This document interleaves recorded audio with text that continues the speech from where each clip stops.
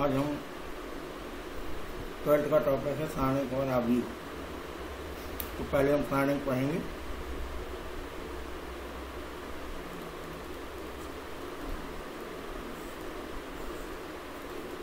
Determinant,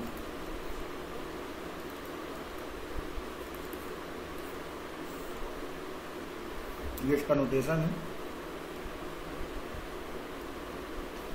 और आव्यूह का भी इस चैप्टर में आएगा। थोड़ा सा नोटेशन की बात कर लेते हैं।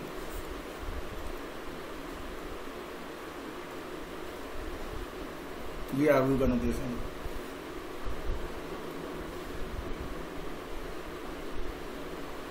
तो सारणिक में सबसे पहले हम बात करेंगे इसकी क्रम की और इसकी कुछ प्रॉपर्टी की। इसके बाद एनसीईआरटी क्वेश्चन देखेंगे। तो सबसे पहले हमें नोटेशन है, 2 लाइन खींच देंगे इस तरह मॉड की तरह। अब इसकी क्रम पे आते हैं। तो क्रम में जो भी सारणिक लेंगे तो इन जनरल ज़्यादा से ज़्यादा लिया जाता है 3x3 का, ABC, LMN, XYZ। तो मैंने 3x3 का लिया है। तो क्रम डिफाइन किया जाता है, सारणिक का क्रम अगर लिखना है तो हमेशा डिफाइन, यही आव्यूह में भी होगा। तो पंक्तियों की संख्या गुणा स्तंभों की संख्या, गुणा स्तंभों की संख्या, यहाँ से हम क्रम को निकाल सकते हैं। तो जैसे यहाँ देखा जाए तो पंक्तियाँ होती हैं, ये रोज कहलाती है। ये R1, R2, R3 और ये C1, C2, C3 ये कॉलम्स होते हैं। ये C1 है, C2, C3। R मतलब रोज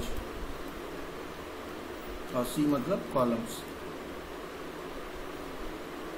तो जो वर्टिकल है वो कॉलम होंगे, जो हॉरिजॉन्टल है वो रोज होंगे।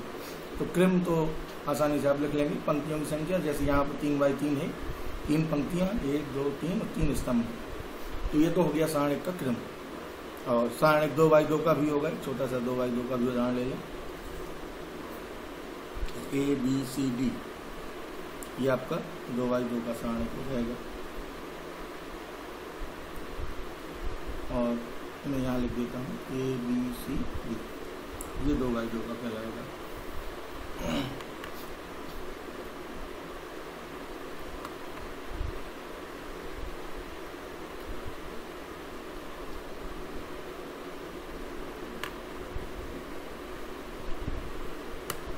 तो इसमें अब आगे बढ़ते हैं। सबसे पहले आते हैं हम सारणिक के प्रसार में।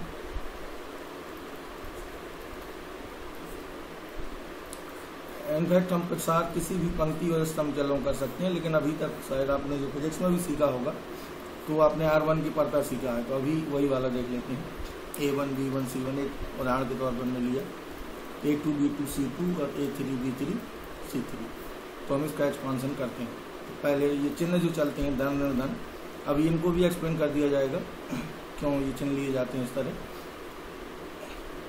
तो A1 जब लेंगे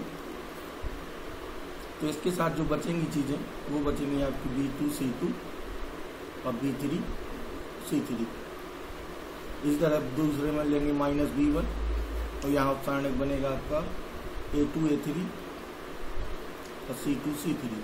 फिर आएगा C1, C1 के साथ आएगा A2, A3 और B2, B3। अब जब 2x2 का सारणिक हमेशा 2x2 का सारणिक हमेशा इस तरह तोड़ा जाएगा, पहले ये और दूसरे में इनका माइनस, यानी 1 - 2, ये हमेशा यही रहेगा। इसको ध्यान रखेंगे किसी भी कंडीशन में। तो इनको तोड़ देते हैं। B2, C3 -B3, C2 -B1, A2, C3 -A3, C2 और प्लस C1 और ये आएगा A2, B3 -A3, B2। तो इस तरह हम एक्सपांसन कर सकते हैं।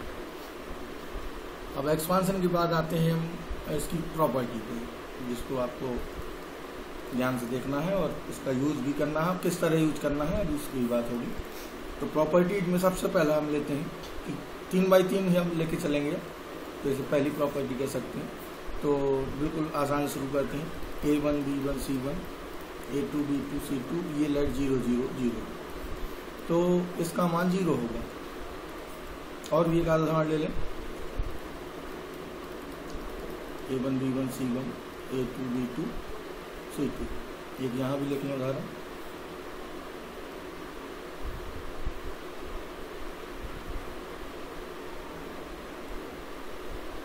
अब मैं C3 में 0 ले लेता हूँ, A1 A2 A3 B1 B2 B3, 0 0 और ये 0। तो इन सब की वैल्यू क्या होगी? 0 होगी। तो यहाँ से हमें क्या निष्कर्ष निकला कि यदि सारणी के किसी पंक्ति या स्तंभ, कोई पंक्ति हो या स्तंभ के सभी अवयव शून्य हो, यदि सारणी की किसी पंक्ति या स्तंभ के सभी अवयव शून्य हो तो सारणी का मान शून्य होता है। आप बिना प्रचार करे इसकी वैल्यू 0 लिख सकते हैं, याद रखना है। तो आसान भी है कि जब सभी अवयव शून्य होंगे किसी भी पंक्ति या स्तंभ के तो सारणी का मान 0 होगा। ठीक, दूसरी प्रॉपर्टी पे आते हैं। अब दूसरी में A1 A2 A3 किसी भी तरह लेते चलिए, A1 A2 A3 और ये A3 और ये B1 B2 B3। तो यहाँ हमने क्या खास लिया, देखिए ये बराबर लिए हैं, C1 बराबर C2 और R भी बराबर है, A1 B1 C1 A1 B1 C1 और ये हो A2 B2 C2, तो ये भी 0 होगा। तो इससे निष्कर्ष निकला यहाँ पर बराबर था C1 बराबर C2 और यहाँ बराबर था R1 बराबर R2। यानी इससे निष्कर्ष निकला कि यदि सारणी की कोई भी दो पंक्ति या स्तंभों के सभी अवयव समान है तो सारणी का मान शून्य होता है। यदि किन्हीं दो पंक्ति या स्तंभ के सभी अवयव समान हैं तो सारणी का मान शून्य होता है।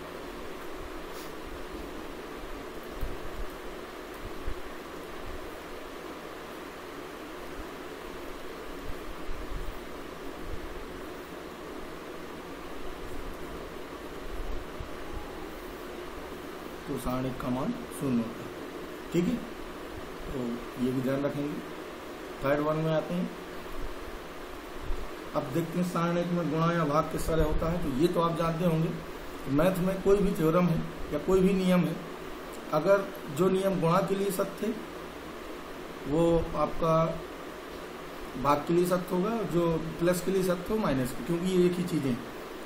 ठीक है, तो गुणा भाग वाले नियम हमेशा एक तरह चलते हैं। तो हम किसी राशि से गुणा या भाग की बात कर रहे हैं, तो A B C L M N X Y Z ये कोई सारणी की, के हमने बाल लिया। के को हम कई प्रकार से अंदर भेज सकते हैं। हम ये भी कह सकते हैं कि A K B K C और L M N X Y Z ये हो गया। एक ये भी तरीका हो सकता है कि A L X B M Y के को हम यहाँ भेज दें K C K N K J। इसका मतलब हुआ कि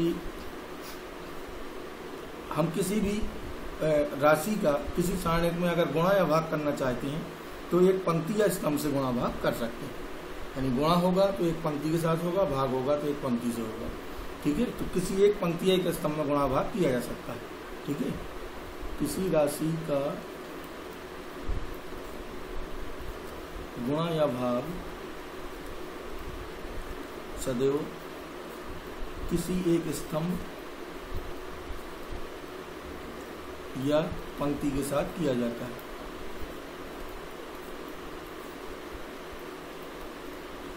तो ये भी क्लियर हो गया होगा। अब दो में ब्रेक करने वाला देख लेते हैं।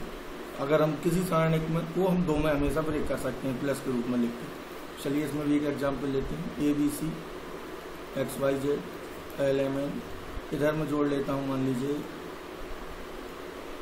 अल्फा, इधर बीटा और इधर गामा। ये कोई सारणी है, तो इसको हम दो सारणिकों में तोड़ सकते हैं।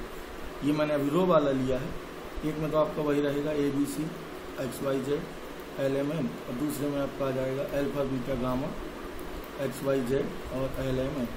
और भी जिस तरह आपको ज़रूरत है आप तोड़ सकते हैं। अल्फा बीटा को यहाँ बदल के भी तोड़ सकते हैं। तो ये तो रो के हिसाब से हुआ। कॉलम में भी इसी तरह ब्रेक कर सकते हैं। कॉलम में A B C X L Y Z M N, मान लीजिए इधर हो अल्फा बीटा गामा। तो इसको भी तोड़ सकते हैं आप, A X L B Y Z C Z M, और इधर आ जाएगा आपका alpha beta gamma B Y N और एम है सॉरी, और ये सी जेड एम।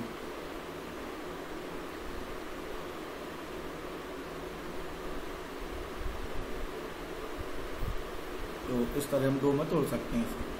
तो ये तो इसकी थोड़ी थोड़ी प्रॉपर्टी थी। अब हम चलते हैं इसकी जो मेन जो ऑपरेशन है इसमें किए जाते हैं वो किस किस तरह से कर सकते हैं। तो हम एक उदाहरण से ही इसको देखते हैं।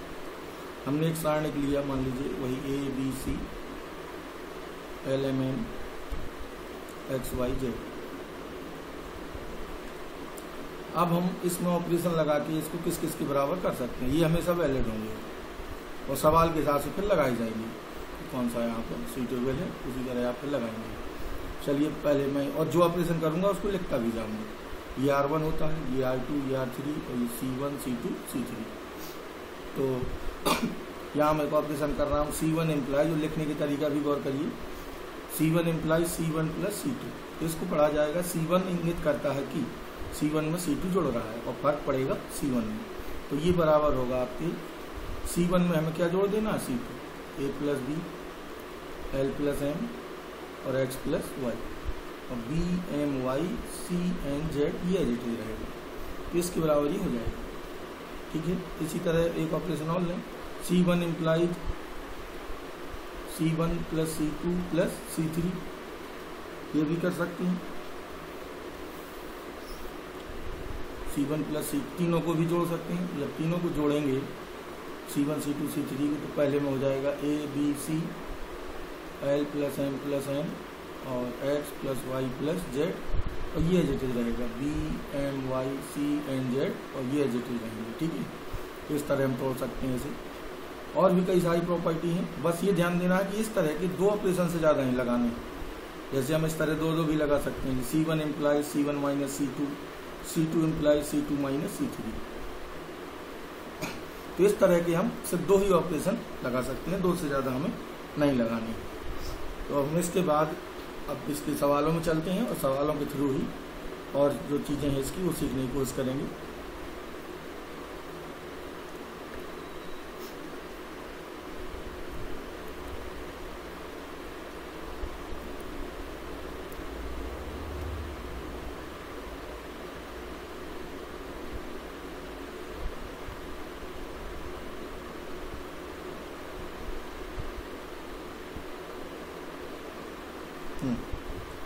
तो पहला चैप्टर है इसका 4.1।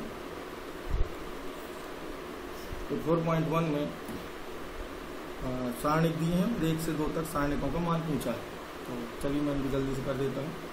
पहला क्वेश्चन है, इसमें 2/2 का सारणिक दिया है, 2 4 माइनस 5 माइनस 1। तो वो इसका प्रसार करना है। तो 2 गुणा माइनस 1, इसका गुणा होगा पहले माइनस 4 गुणा माइनस 5। तो ये आपका आएगा -2 और ये प्लस का 20 हो जाएगा यहाँ। तो ये आ जाएगा 18। तीसरा दूसरा है, दूसरे में दिया है cos theta minus sine theta और साइन थीटा कॉस थीटा। इसका भी प्रसार करना है तो इनका गुणा होगा पहले, cos square theta minus sine theta into sine theta, इनका गुणा होगा। ये भी प्लस हो जाएगा तो cos square theta plus sine square theta, ये आपका 1 बन जाएगा। थर्ड वन है, हाँ ये भी 2/2 का है, x square minus x plus 1 x plus 1 x minus 1 x plus 1। इसका भी सीधे प्रसार हो जाएगा तो ये माइनस ये हो जाएगा, ये आएगा आपका एक्स प्लस 1 और ये हो जाएगा एक्स स्क्वायर माइनस 1 गुणा होने का। और ये साइड प्रसार है आपका एक्स की माइनस 1 का, ये वाला। इसको हम लिख सकते हैं एक्स क्यू प्लस 1 का, सॉरी। और इधर क्या बचा, माइनस एक्स स्क्वायर प्लस 1। ये पूरा आएगा x Q minus x square plus 2। और गुणा भी करेंगे तो यही आएगा।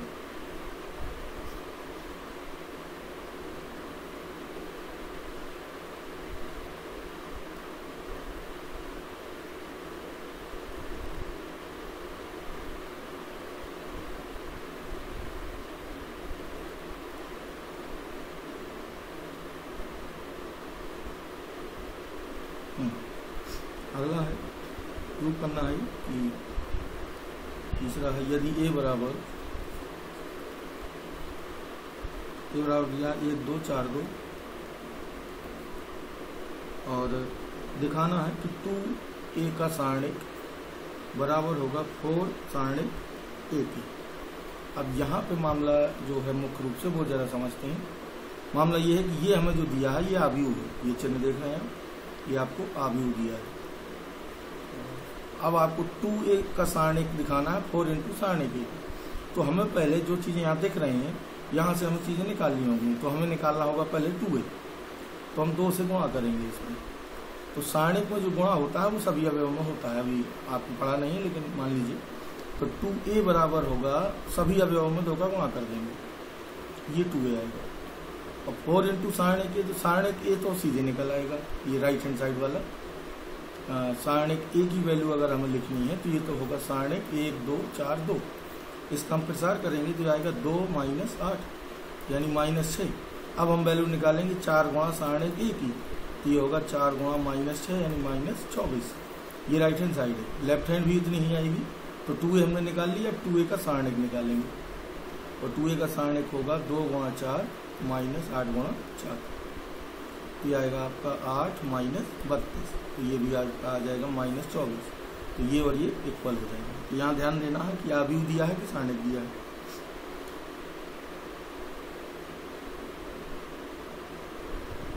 इसी तरह 3x3 का भी बिल्कुल ऐसे ही डील करना है उसे।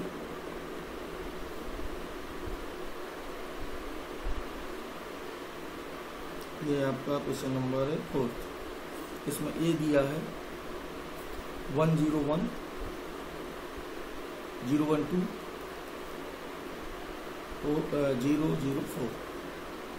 ये भी सारणिक दिया है, बड़ा ब्रैकेट दिया है। ये सारणिक आव्यूह ए दिया है आपको इतनी। इसमें दिखाना है 3a का सारणिक बराबर होगा 27 इंटू सारणिक a के। तो यहाँ भी वही चीज करेंगे, पहले हम निकालेंगे 3a। तो 3a के लिए हमें 3 से गुणा करना होगा, 3 0 3 0 3 6 0 0 12। अब हम इसका सारणिक निकालेंगे, विचार करेंगे तो ये आएगा 3 0 0 3 0 3 0 3 6 0 0 12। अब इसका प्रसार होगा, तो प्रसार इसके अलाउंगी कर देते हैं। तो ये वाला, तो ये आपका ये छूटेगा जाएगा 36 - 0, 3 गुणा 36 - 0, तो ये आपका आएगा 108। आप किसी भी तरह प्रसार कर लेंगे। और सारणिक a की वैल्यू निकालिए, फिर 27 से गुणा करिए। सिर्फ सारणिक a निकालते हैं पहले राइट हैंड साइड के लिए। तो सारणिक a की वैल्यू होगी 1 0 1 0 1 2 0 0 4। तो इसका भी प्रसार कर लेते हैं, तो ये आएगा आपका 1 इंटू 4 - 0, ये 4 आएगा। अब हमें निकालना है 27 इंटू सारणिक a की वैल्यू, ये तो 27 सारणिक a कितना आया 4, और 27 चौको कितना हो जाएगा 108। तो ये इक्वल हो जाएंगे दोनों।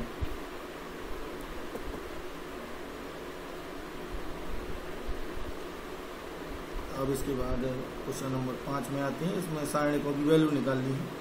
तो आप प्रसार करें और 0 बन रहे हैं तो 0 बनाएं, ये आप इजीली कर लेंगे। 5वें का पहला पार्ट है 3 0 3 -1 0 5 -2 -1 0। दूसरा है 3 -4 5, सारणिक दिए हैं 1 1 -2 2 3 1। सबकी वैल्यू चाहिए, 4 पार्ट हैं इसमें। तो चलिए वह पहले आप कोशिश करेंगे कहीं से 0 बने, और इस तरह हम प्रसार करें कि जल्दी हमें वैल्यू मिल जाए। और हम प्रसार किसी के भी एल्बम कर सकते हैं।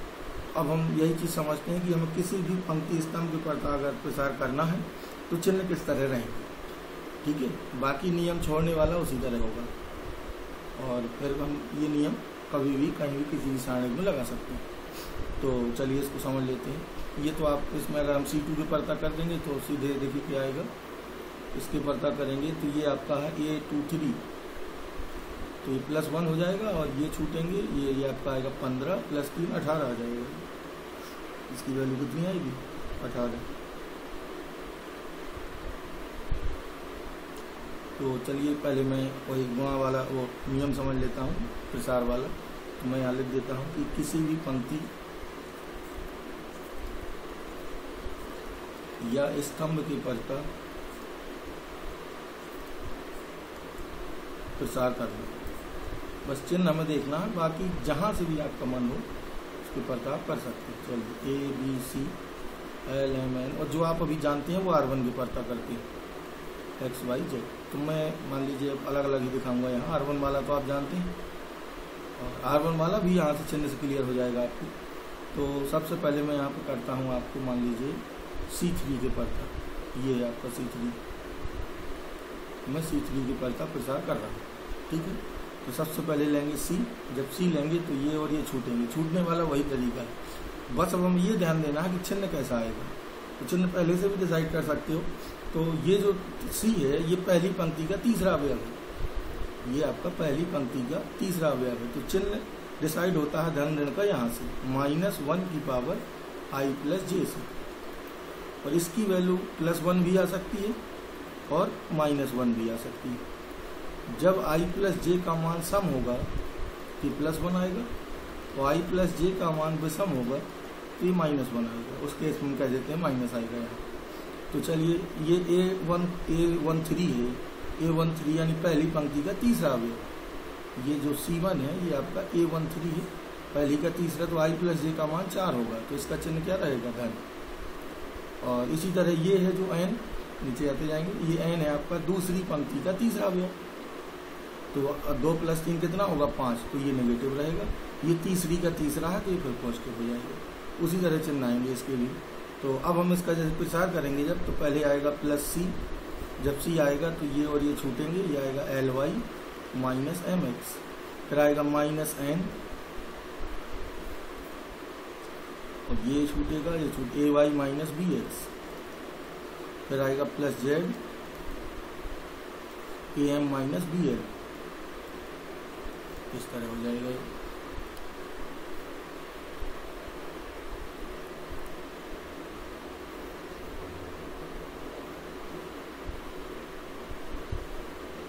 तो कहीं किसी भी पंक्ति स्तंभ के परता आप प्रसार कर सकते हैं और वैल्यू उसकी वही मिलेगी, उससे हमें कोई अंतर नहीं आएगा। जैसे वही मैं पहला सवाल लिख रहा था, इसको दोबारा लिख दिया है। तो 3 - 1 - 2 0 0 -1 3 - 5 0। तो इस सवाल में देखिए हमें इसका मान बताना है। तो यहाँ हमें फ़ायदा तब होगी जब हम इसकी परता करेंगे प्रसार R2 पे। क्यों? क्योंकि इसमें 2 0, तीसरे भर का हमें देखना होगा बस। और ये तीसरा जो है ये A23 है, A23 दूसरी पंक्ति का तीसरा है। तो वैल्यू 5 हुई I + j की, तो ये नेगेटिव रहेगा, तो माइनस माइनस प्लस हो जाएगा। तो हम यहाँ लिख देंगे R2 के परता प्रसार।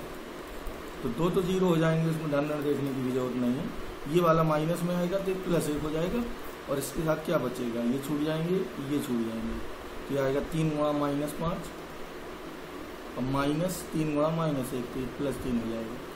तो ये कितना बचेगा आपका? -12, पहले वाले का माइनस। वैसे भी करोगे तो भी आंसर आएगा। तो आपको 0 का यूज करना था, इसलिए हमने ऐसा किया। तो इसमें कोई भी दिक्कत नहीं है, आप किसी पंक्ति और स्तंभ की परता प्रसार आप हमेशा कर सकते हैं।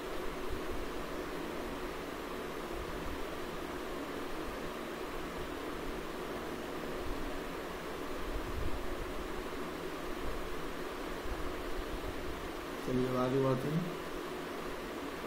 तो प्रसार वाले क्वेश्चंस में अब ये वाले आप वैल्यू वाले कर सकती हैं। और छठवां भी बिल्कुल इसी तरह है, उसमें सारणिक ए दिया है और अब आयु ए दिया है, सारणिक ए पूछा है, बस सीधे प्रसार कर देंगे सारणिक का चिन्ह लगा के।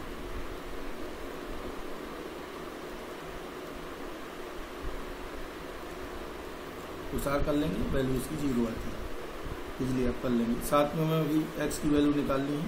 2/2 के सारणिक दिए हैं, 2 4 5 1 बराबर दिया है 2x और 4 और 6 और x। चलिए प्रसार कर दीजिए उनका। ये आएगा 2 - 20 = 2x² माइनस 24।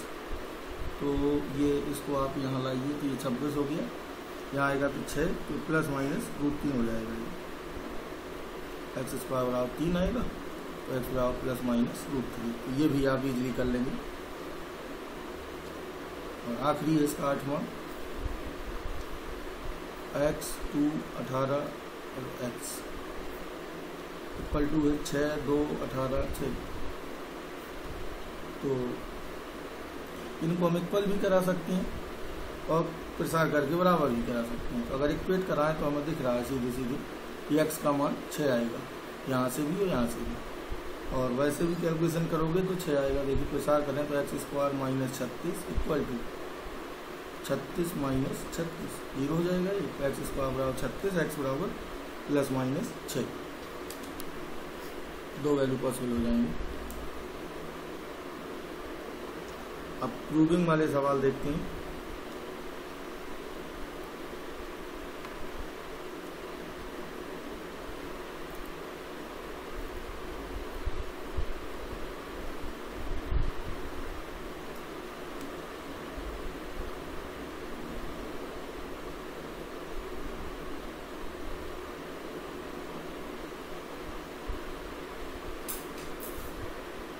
तो इसमें सबसे पहले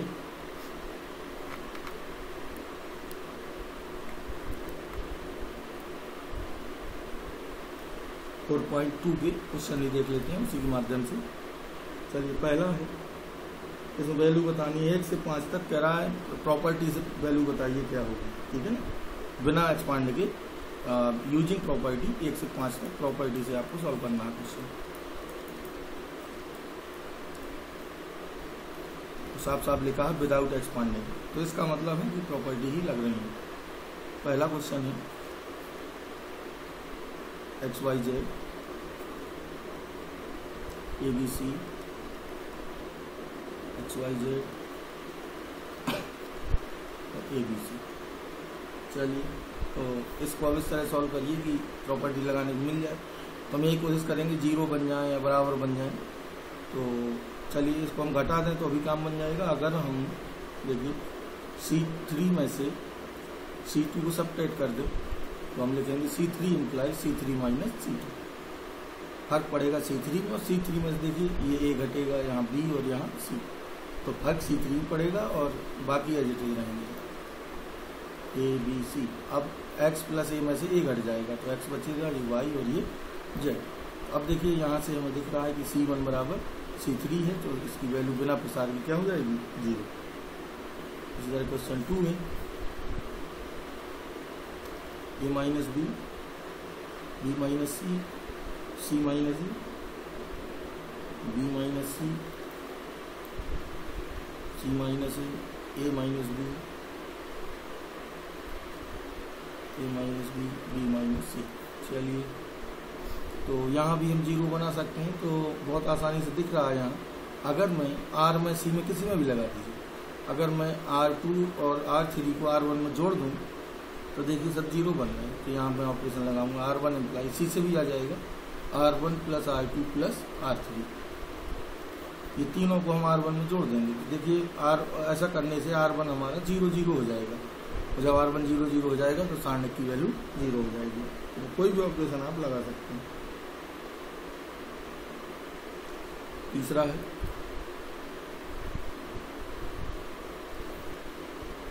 तीसरे में 2 3 5 7 8 9 और ये दिया है तो 65 75 86। चलिए तो कुछ कॉमन दिख रहा है आपको, अभी तो नहीं दिख रहा, घटा दें तो हो जाएगा। कई तरह से कर सकते हैं। तो मैं ऐसा करता हूँ, पहले मैं C3 implies C3 minus C1 करता हूँ ताकि ये 2 घट जाए, यहाँ 3 यहाँ ये 9 कॉमन आ जाएगा इधर से। चलिए बाकी ये डिटेल रहेंगे 2 3 5 7 8 9, इधर 2 घटा तो 63, ये 72 और ये 81।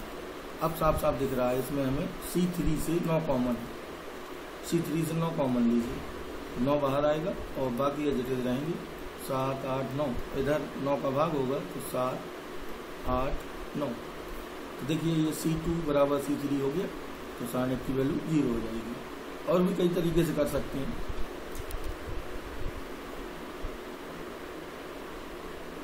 क्वेश्चन नंबर 4 है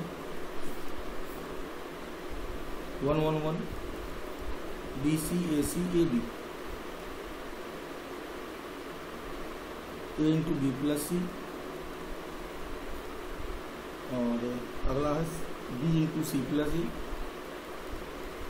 और C into A plus B. तो इसको भी हम कई तरह से कर सकते हैं। यहाँ से बराबर भी बना सकते हैं और घटा की, तो यहाँ से घट जाएगा आपका BC, ये जोड़ के 1 कॉमन ले लेंगे। चलिए, तो हम कर रहे हैं C3 imply C3 plus C2। चलिए क्या आएगा देखिए, तो ये हो जाएगा आपका AB AC और BC, BC AB AC, AC BC था, AB और जुड़ जाएगा। अब कॉमन है देखिए C3 से AB AC BC कॉमन लेंगे, तो 111 BC AC AB और ये भी 111, तो C1 बराबर C3, तो सारण की वैल्यू क्या हो जाएगी 0। तो यहाँ से भी कर सकते हैं। क्वेश्चन नंबर 5 देखते हैं। ये भी अच्छी प्रॉब्लम है, इसमें लगभग सारी प्रॉपर्टी लग जाएंगी, तो प्रूव करने वाला है।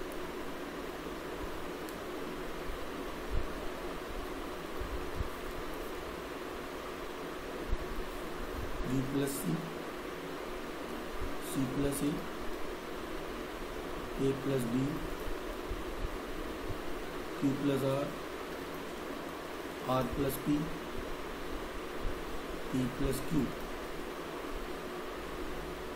Y plus Z plus X और X प्लस Y इक्वल है 2 इंटू APX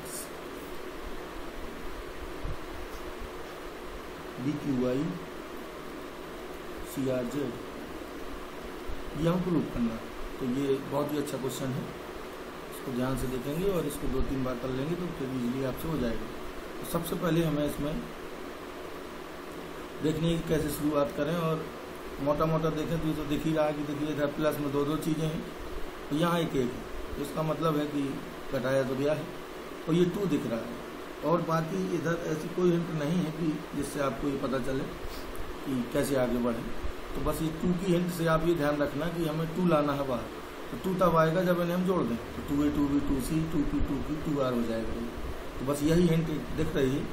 तो चलिए हम सबसे पहले बस यही प्रॉपर्टी भी लगा सकते हैं कि R1 implies R1 plus R2 plus R3, ये शुरू में ध्यान देना, इसके बाद फिर हमको धीरे धीरे दिखता जाएगा। तो R1 R2 R3 करूँगा मैं, तो फर्क R1 में पड़ेगा, तो इन दोनों को यहाँ जोड़ना है। ये हो जाएगा 2A 2B 2C, 2 कॉमन ले लेंगे। इसी तरह 2P 2Q 2R हो जाएगा, ये 2 कॉमन आएगा, बाकी एज इट इज रहेंगे। ये 2X 2Y 2Z,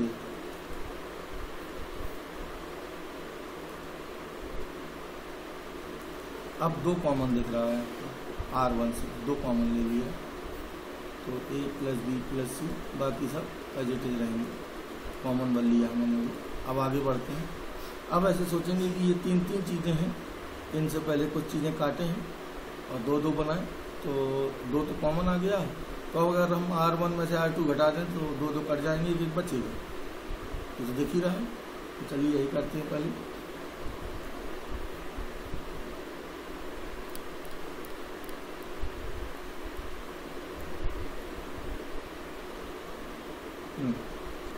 तो मैं लिख रहा हूँ यहाँ कि R1 implies R1 minus R2, A plus B plus C में C प्लस ही घटेगा, उससे B बचेगा यहाँ Q और इधर Y, बाकी एज इट इज रहेंगे।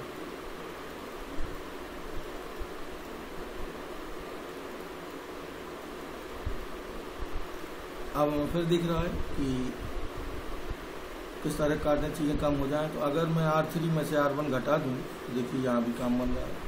तो अगला प्रॉपर्टी होगी R3 implies R3 minus R1, तो R3 में से R1 घटेगा, तो BQY तो बचेगा ही, और APX तीसरे में बचेगा, BQY और पी एक्स, तीसरी वाली जो थी C plus A R plus P Z plus X, C plus A R plus P और जेड प्लस एक्स, यहाँ तक आ गया, 2 भी था बाहर। अब हमें ये भी दिख रहा है कि यहाँ भी कट जाएंगे ये पी एक्स और ये ए, तो R2 implies R2 minus R3। फिर आपको क्रम से दिखता जाएगा, अगर आप शुरू में सोच लेंगे तो सी आर जेड और ए पी एक्स। अब हमें जो चाहिए उसके हिसाब से बदल लेंगे। हमें ए पी एक्स पहले में चाहिए, ए पी एक्स ये पहले में चाहिए, तो पहले हम 2 बार इंटरचेंज करेंगे। अगर हम सी और सी में इंटरचेंज करते हैं तो एक माइनस आता है, और आर और सी में करते हैं तो कोई चिन्ह नहीं बदलता है। तो पहले मैं कर रहा हूँ R2 इंटरचेंज R3, तो एक माइनस आएगा, तो ये माइनस आ गया और बाकी एज इट इज रहेंगे। अब मैं फिर एक इंटरचेंज लगाऊंगा इनमें, मैं लिखूंगा R1 इंटरचेंज R2, फिर एक माइनस आएगा, माइनस माइनस प्लस हो जाएगा और जो हमें चाहिए वो आ जाएगा BQY, और तीसरा CRZ एज इट इज रहेगा। तो बस इस तरह आपको इसको देखना है, खास तौर पर प्रॉपर्टी और जो चीज़ें लानी है उसके हिसाब से चलेंगे, और नियम को ध्यान में रखते हुए कैलकुलेशन गलत नहीं होगी तो आप इजीली इसको फिर सोच सकते हैं। अगले क्वेश्चन की तरफ चलते हैं। क्वेश्चन नंबर 7, छठवां आपसे हो जाएगा, इसलिए मैंने लिया है। तो ये है आपका -a²। जब हमें कोई वैल्यू प्रूव करनी है 0 के अतिरिक्त तो हमें लास्ट में कहीं ना कहीं के साथ करना ही होगा, ये तो कन्फर्म है, क्योंकि वैल्यू अगर लानी है तो बाद में हमें प्रचार करना ही होगा। 0 में प्रॉपर्टी से काम चल जाएगा।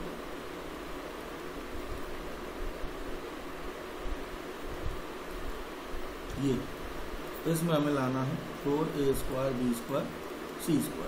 तो बस ये कॉमन लेके हमें देखना है। तो कॉमन सबसे पहले हमें दिख रहा है, कई जगह से कॉमन दिख रहे हैं, तो हम जो हमें पहले दिख रहा है R1 से a, R2 से b और R3 से c कॉमन लेने पर, तो बाहर ABC आया, R1 से a लिया है और इससे b, इससे c। अब हम 0 भी बना सकते हैं यहाँ, और लास्ट में फिर प्रसार कर देंगे। 0 एक तो यहाँ बन जाएगा, और कोई ज़्यादा फ़ायदा हमें नहीं दिख रही है भाई। यहाँ भी अगर जोड़ देंगे तो 0 बनेगा, ये 2c और ये -c, बहुत ज़्यादा कोई अंतर आने वाला नहीं।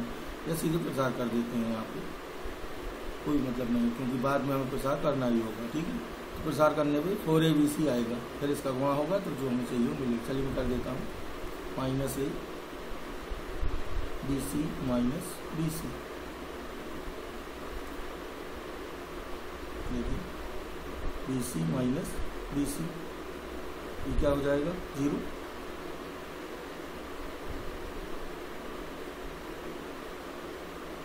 यहाँ हम B और C कॉमन भी ले सकते हैं, तो चलिए ध्यान नहीं दिया, चलिए कर देते हैं वैसे, ये 0 हो जाएगा। अब फिर दूसरा वाला आएगा -B -c² + AC, तो तीसरे में आएगा C BC + AB।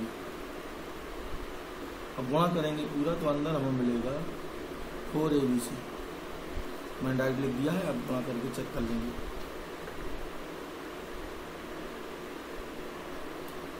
एट्थ का पहला देखेंगे पहले 1 1 1 a² b² c²।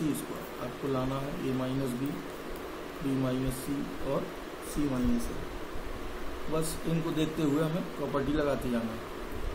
तो चलिए 0 भी बन जाएंगे, तो मैं यहाँ पे सीधे लगाता हूँ R1 इम्प्लाई R1 - R2 और R2 इम्प्लाई R2 - R3। तो 0 0 1 a -b b -c c, a² -b² b² -c² c²। अब कॉमन लीजिए, R1 से a -b और R2 से b -c, तो जो बचेगा उसे लिखिए।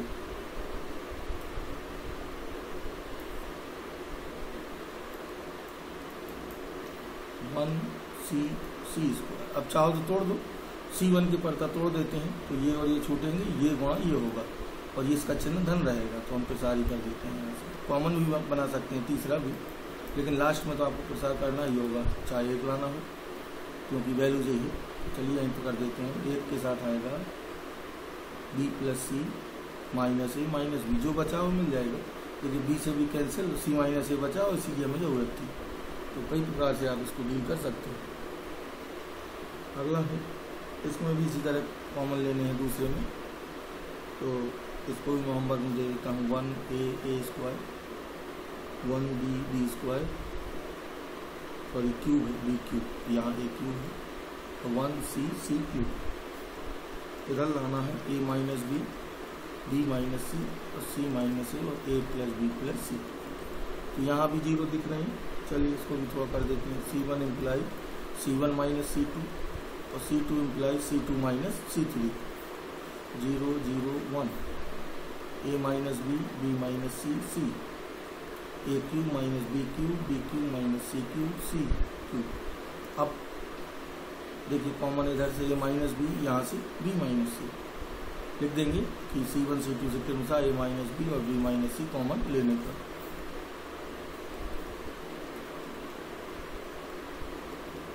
क्या आएगा,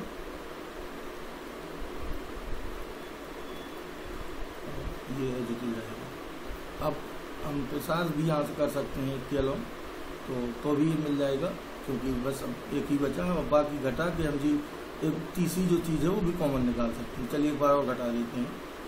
तो c1 implies c1 minus c2, फिर कॉमन निकल आएगा। देखिए 0 0 बी स्क्वायर कट जाएगा और ये बचेगा a square plus A B minus C square minus B C. A minus B C minus A common है यहाँ, इसको मिलाएंगे पहले और ये एज इट इज रहेंगे।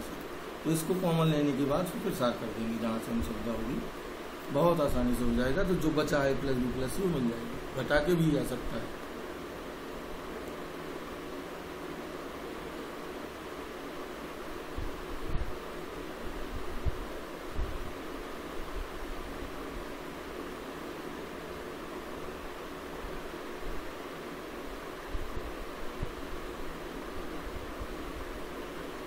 मुख्य रूप से आपको प्रॉपर्टी को किस तरह अप्लाई करना है, कैसे चीज़ें दिखाई देंगी, बस ये देखना है।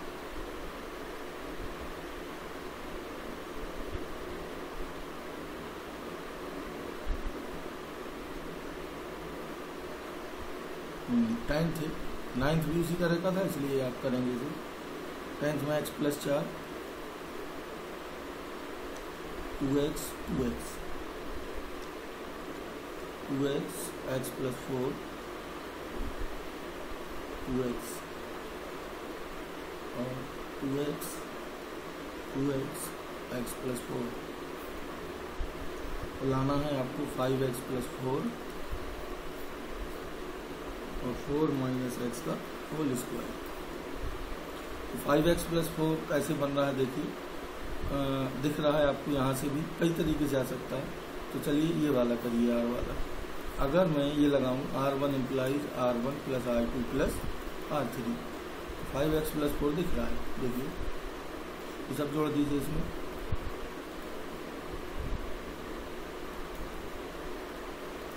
बाकी एडिटेड रहेंगे।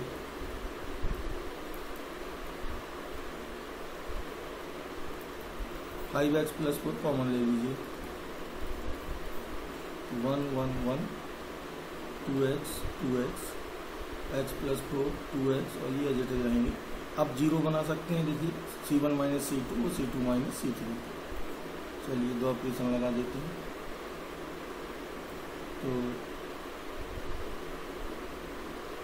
5x प्लस 4 एडिटेड रहेगा और 0 0 1 2x में से घटेगा तो ये बचेगा आपका x माइनस 4 0 और ये भी बचेगा आपका 4 माइनस एक्स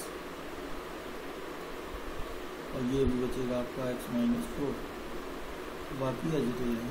अब आपको जो स्क्वायर चाहिए वो मिल जाएगा। तो आप कॉमन 4 माइनस एक्स लेंगे तो यहाँ -1 बच जाएगा। इसी तरह इसमें भी लेंगे, फिर प्रसार कर देंगे तो बाकी की वैल्यू 1 आएगी।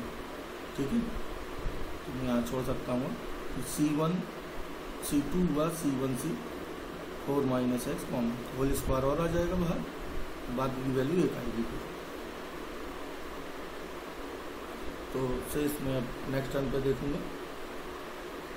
Thank you.